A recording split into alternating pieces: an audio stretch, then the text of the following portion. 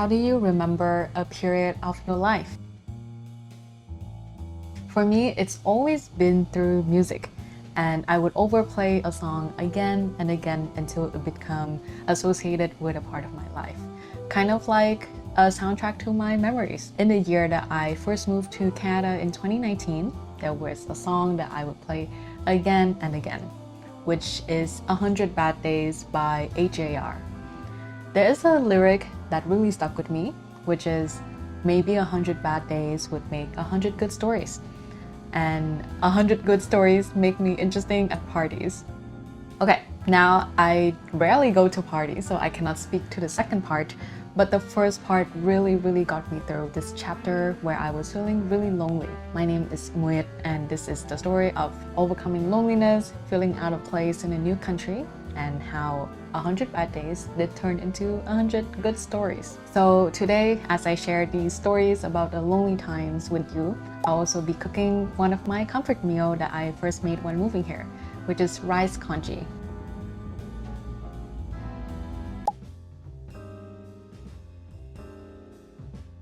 So the story actually begins not in Canada, but in Ho Chi Minh City, Vietnam. In the summer of 2019, that was when me and a lot of my high school friends were moving on to new chapters. We're all moving to somewhere new, to new opportunities, to new places. So I was already bracing myself for how different life would be in a couple months. But surprisingly though, I didn't think too much about social life because I thought that I was pretty extroverted and had a lot of good friends in high school. So I thought that making new friends in Canada would be just as easy. And what was on my mind at the time was just this picture perfect vision of Canada. I was thinking about this scene straight out of a movie. It's like the crisp autumn air with the red and gold leaves falling. I would be walking down on the street with a cup of coffee in my hand and wearing a long fall coat. I come from Southeast Asia, so the thought of being able to finally wear a fall coat was actually really exciting. As I look back now, I think that's a pretty cute thought because how little did I know that feeling lonely would be the theme of my first year living here. So when I first arrived to Canada, I actually missed the first 2 weeks of classes because of some visa delays. I remember just hurriedly unpacking in my dorm room and then run straight to class afterwards. And when I got to class, it was a room of more than 600 students. I've never been to a class that big or had that many classmates, so it was extremely overwhelming. I also overheard from other students that there was this event called Frosh. So basically, Frosh is this week-long orientation for first-year students where they could meet other people and they kind of got to hang out and warm up to uni life before uni even happened. And since I missed Frosh, at a time, I really felt like I missed this prime window of making friends.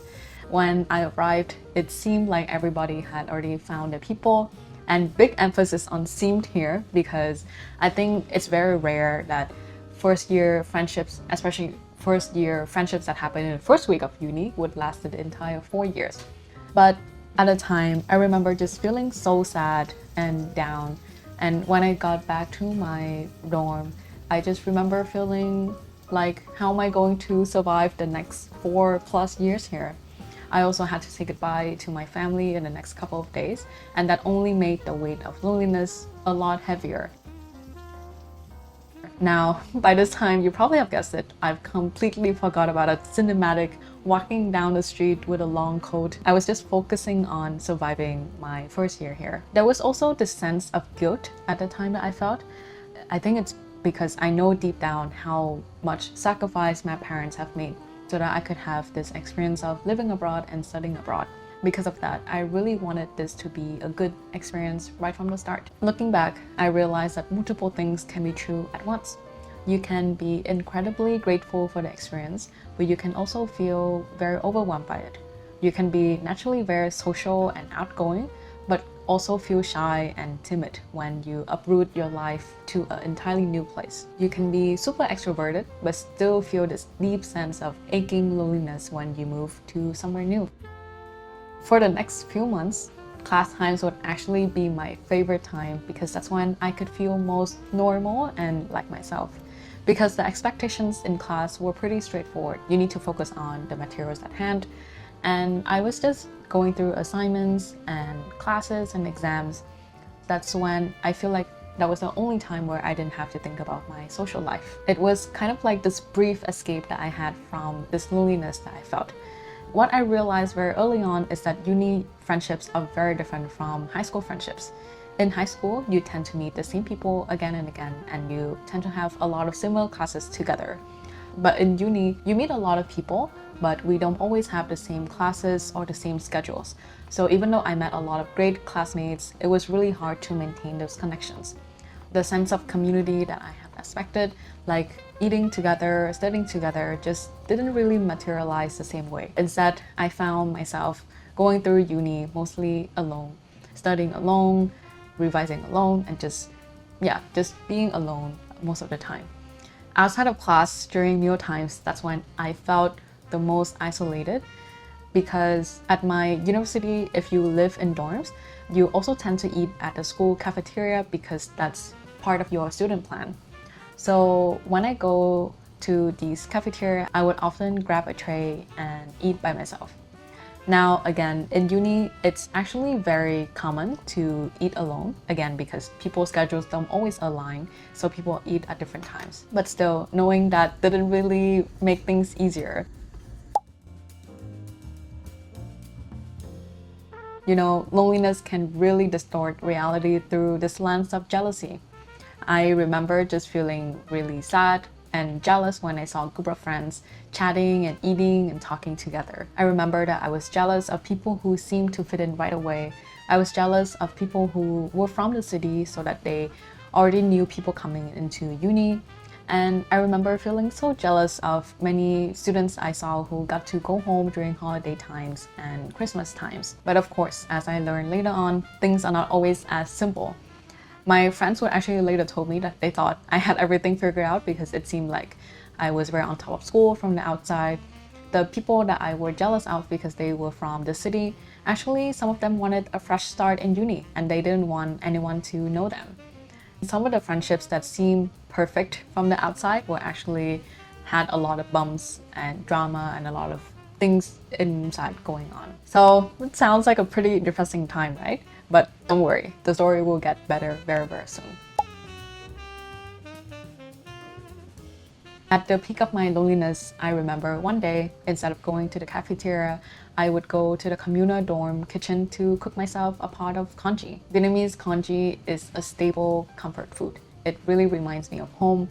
And it's also the perfect student meal because it's very simple. It only needs a few ingredients. It's very nutritious, and you can make a pot of congee and have it for days. Congee is a very staple dish in many East Asian cultures, each with its own variations and local ingredients. So in Vietnam, it's called cháo, and it's often topped with proteins like ground pork, chicken, or herbs. In China, it's also topped with very similar ingredients, and sometimes they also add a fried dough and also some salted duck egg.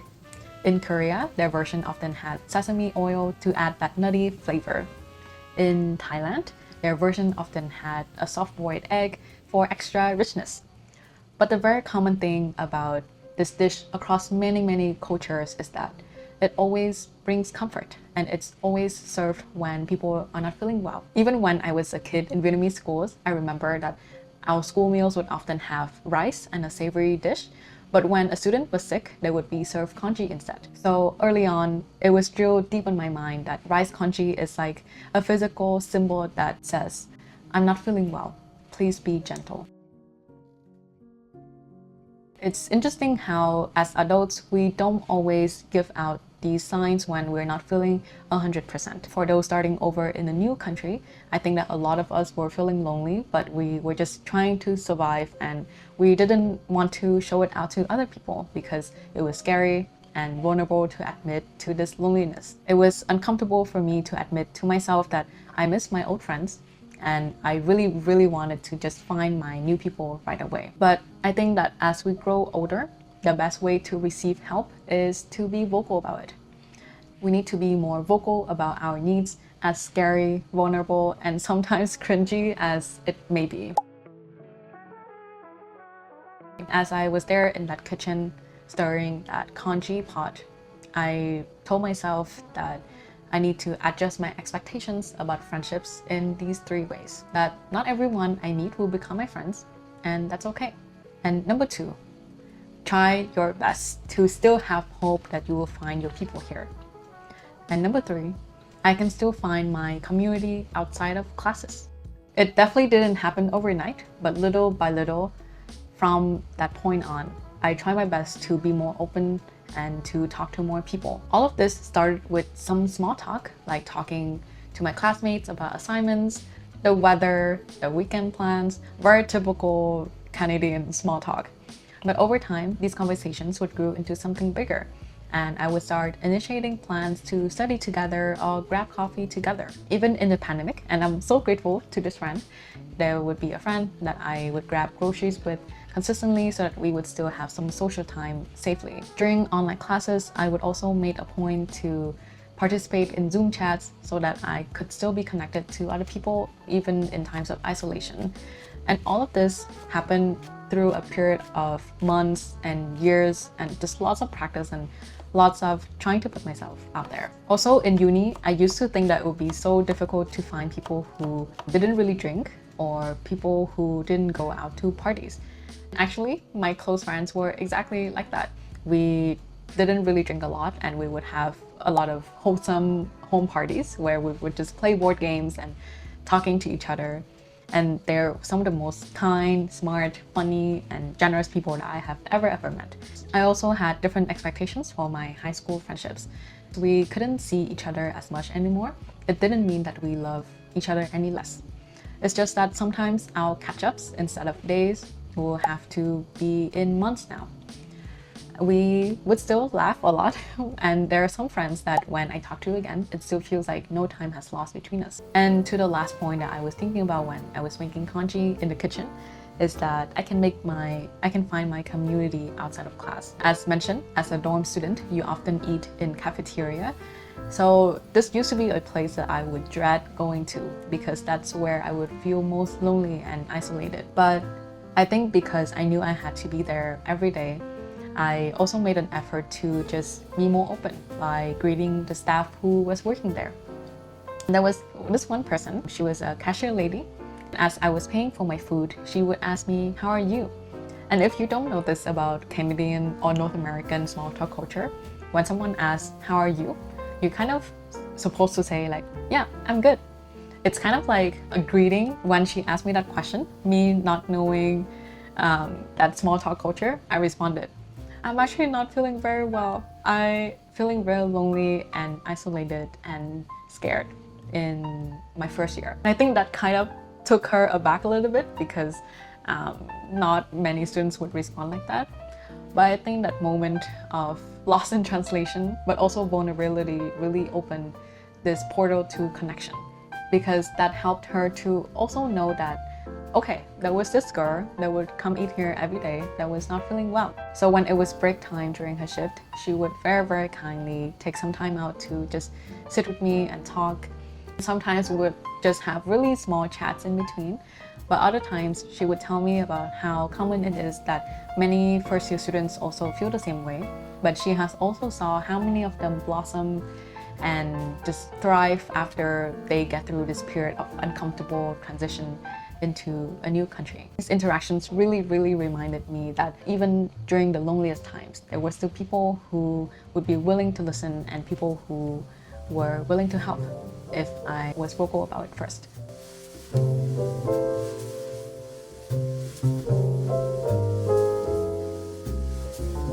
5.5 years later, those lonely days, those bad days, they did become blurrier memories in my mind, but they also became stories that shape who I am and stories that I love to share with other people. So if you're also feeling lonely living abroad, I feel you, and I know that these days are definitely not the easiest.